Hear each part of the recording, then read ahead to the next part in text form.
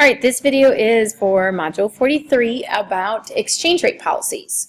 So basically there are two types of exchange rates. There are floating exchange rates and fixed exchange rates. So floating exchange rates are basically what we've been talking about so far, where the supply and demand curve has changed due to one of those 5 factors that we had a chart on in our graphing section. And so one of those 5 factors will change the demand and supply for a particular currency, and so then the equilibrium will change. That's a floating exchange rate. It kind of goes along with whatever the market is doing. That's what I mean by floating. So it kind of is this balance and tightrope walk between individual currencies there. Okay.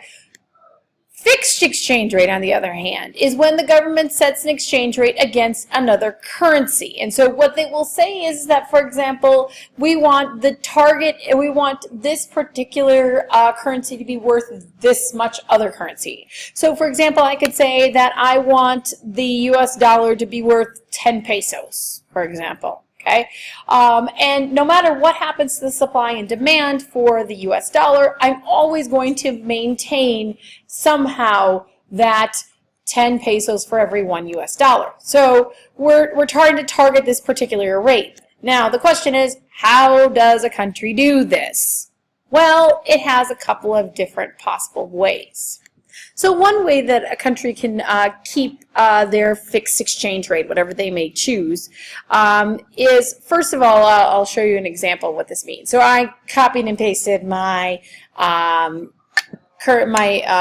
graph for the US dollar. So if I wanted to set, let's say, we're going to say this is for the euro versus the US dollar. So let's say we wanted a target exchange rate of $1 for 1.5 euro. Okay, so that's our target exchange rate. So here's the thing is that if you remember, ignore the labels here, is that if you remember when we talked about supply and demand before, okay, any price above equilibrium, what does that mean? Hopefully you remember that means there's a shortage, because remember at 1.5 here, what that means is that we have this amount of demand and we have this amount of supply. So we have too much supply for the amount of demand. So here's the thing is that when we have equilibrium is down here, okay, we are saying that we do not have enough demand to reach that particular point. So in order to reach that, what we're going to need to do is that one option is that the country, for example, the United States, if they had a fixed exchange rate, is that they could go and artificially create more demand. How do they artificially create more demand for the US dollar? They would go and buy US dollars, and they would buy US dollars from foreign countries. So here's the problem is that they, in order to buy US dollars from foreign countries, they need to have that country's currency. If this doesn't make sense and you're just like, whoa, you just blew my mind here. Okay, let's go back to when we did the activity in class with the noodles and the paper clips, right?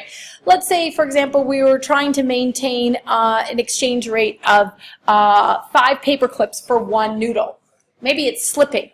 Maybe it's going down because equilibrium is going down. Supply and demand shifted.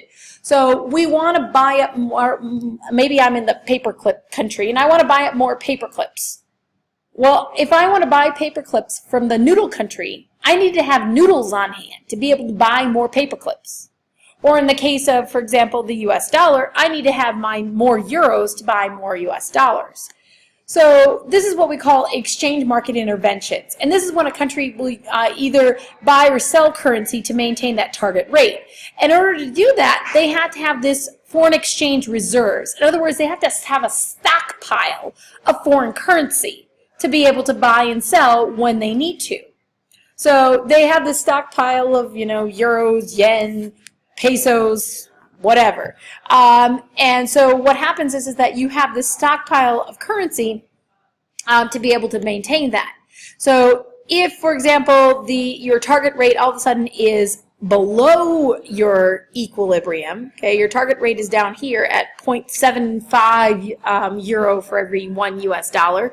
What that means then is that we have too much demand for the amount of supply, okay? So our equilibrium is up here, right? So we want we want to make sure that we can get more supply out there. So in order to get more supply out there, we're going to have to sell U.S. dollars. So we sell U.S. dollars to other countries, and then that's how we get a whole bunch of the foreign currency.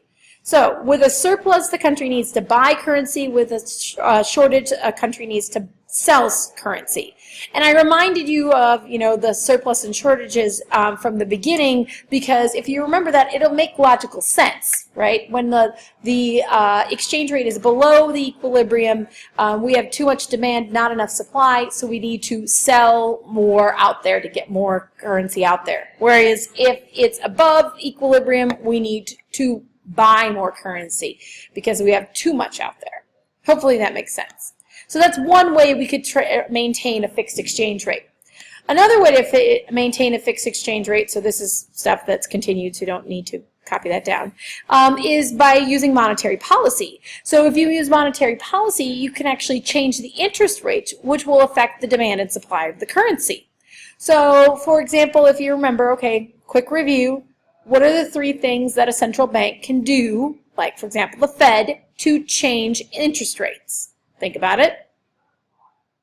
Hopefully you said change the discount rate, change the reserve requirement, or open market operations, buying and selling of T-bills. So either way, you're going to change the interest rate. Essentially, you're moving the money supply. So let's go back to this example where we have our target rate is above our equilibrium rate. Okay, well, here's the thing is that our target rate is up here.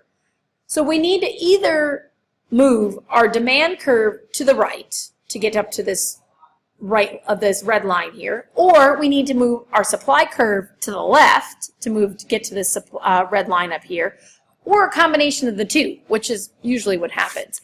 But let's go with the demand curve, increasing the demand. Okay, so we want to increase the demand. What we're doing here is we're increasing the interest in the U.S. dollar. So what will we need to do to the interest rate to increase the interest in the U.S. dollar? Think about it from an investment standpoint. If we are an investor, do I like high interest rates or low interest rates? Like high interest rates. So the monetary policy would increase the interest rates because that would increase the demand for the U.S. dollar, and it would also decrease the supply because if there's more interest in interest rates here, we don't need to supply as much currency and as much dollars to be able to go and get currency for other countries. So when there's a surplus like this, we need to raise interest rates, which will increase the demand for currency and reduce the supply of currency. And so essentially we'll get back to that red line. So what about if instead we have a target rate that's below equilibrium? Well, if it's below equilibrium, in that case, what do we need to do the interest rates? We want to lower the interest rate, because if we have a lower interest rate, that will drive the demand down and the supply up, because investors will not be interested in coming to our country. They don't like low interest rates. But that does mean that our investors domestically will want to go someplace else. So they will supply more dollars to be able to get a currency that does have a high interest rate. I did not write that down for a shortage, by the way, so if you need to write that down, I would. All right, and the third option that they could do to maintain this fixed exchange rate, so they could do, number one, they could buy or sell their currency. Number two, they could use monetary policy. Or number three, they could use what they call foreign exchange controls. And this is basically the idea that you need a license to be able to buy or sell currency. So the idea is that you're controlling who is able to do that. So if, for example, let's go back to when the exchange rate is above equilibrium. If the exchange rate is above equilibrium, okay, right now we have not enough demand for the amount of supply out there. Do you want to have more licenses out there for people to buy and sell currency, or less licenses? Hopefully you said more. Okay, because if you have more licenses, there's more people out there selling, so therefore there's going to be more people buying. And if the the target rate is below equilibrium, then you want to have less licenses out there because you're limiting how many people can actually sell currency, so therefore you are going to have less demand or right supply. All right, so what about the debates over the exchange rates?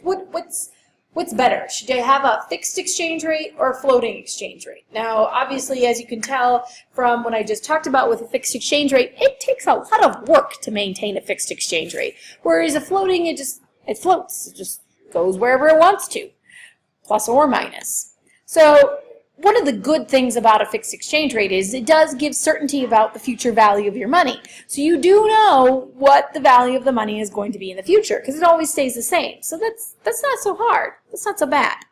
The downside, however, is that the government can't use policies that lead to inflation with a fixed exchange rate. So for example, when we talked about if you have a fixed exchange rate that is, let's say, less than your equilibrium, you need to drop the interest rate to be able to go and decrease the demand for your currency. But what if your country doesn't need that? What if that actually causes inflation? Because domestically, that will cause more people to get loans and it will move aggregate demand to the right. So you don't want that, so that could be a problem. Fixed exchange rates also require large foreign exchange reserves, meaning they have to have a huge stockpile of all this foreign currency. That's a lot of work, and it doesn't really give them a whole lot of return on their investment. The government could do a heck of a lot better than just buying a bunch of foreign currency. They could buy stuff that actually makes them money. So they have that stockpile. Other problem with the fixed exchange rate is that what if monetary policy is supposed to be solving a recession, but the problem is they need an increased interest rate to be able to prop up their fixed exchange rate. Well, that's problematic because that takes attention away from those goals that they actually wanted to achieve, the central bank or the Federal Reserve. So, you know, things like actual full employment, economic growth, stable prices, those are goals that they do want to achieve. But maintaining that fixed exchange rate is maybe counterproductive. And then lastly, those foreign exchange controls, those giving licenses to people to buy and sell currency, it takes away incentives for imports and exports because, hey, maybe I just want to do the currency exchange and I don't want to do exports and imports. So that kind of takes away that problem as well. All right, that's the end of Module 43. Let me know if you have any questions.